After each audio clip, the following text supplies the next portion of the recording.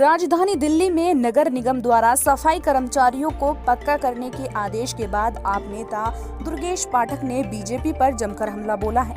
पाठक ने कहा कि जब आदेश गुप्ता प्रेस कॉन्फ्रेंस कर रहे थे तो उनकी आंखों में हार का दर्द दिखाई दे रहा था। साथ ही कहा कि वर्षों की डिमांड थी, लेकिन अब आदेश गुप्ता बोल रहे थे तो लग रहा था कि चुनाव से पहले झूठ के पुलिंदा बांध रहे हैं। मैं आदेश गुप्ता जी को बहुत ध्यान से देख रहा था।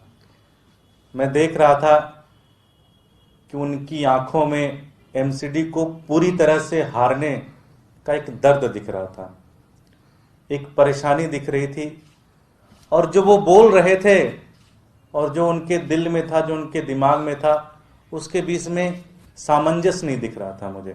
मुझे लगा कि कल एक प्रेस कॉन्फ्रेंस उन्होंने की, बरसों की डिमांड थी, मुझे लगा कि बड़ी अच्छी बात है।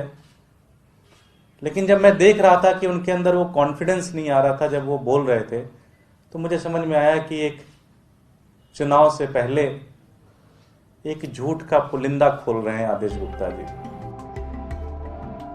दुर्गेश पाठक ने कहा कि कल जो बीजेपी की प्रेस कॉन्फ्रेंस थी उसको देखकर ऐसा लग रहा था कि हार के डर से बाहर निकलने की कोशिश कर रही है।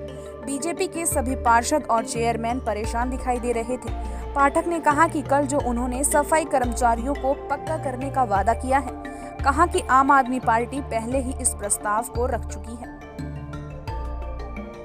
भारतीय जनता पार्टी दिल्ली की जो कल प्रेस कॉन्फ्रेंस थी, एक डेस्परेशन थी, एक हार से किसी तरह से निकलने की कोशिश ऐसा लग रहा था।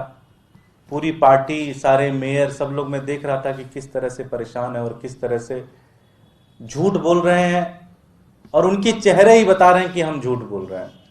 उनके शकल पे लिखा था कि हम झूठ बोल रहे हैं। कल उन्होंने कहा कि सफाई कर्मचारियों को हम पक्का करेंगे। मुझे बड़ी खुशी हुई कि चलो, आम आदमी पार्टी ने इसका प्रस्ताव बहुत पहले से भेजा था, आप इसका समर्थन करें, लेकिन कभी उन्होंने किया नहीं। लेकिन फिर भी चलो, अच्छी बात है कि अगर वो कुछ करना चाहते हैं।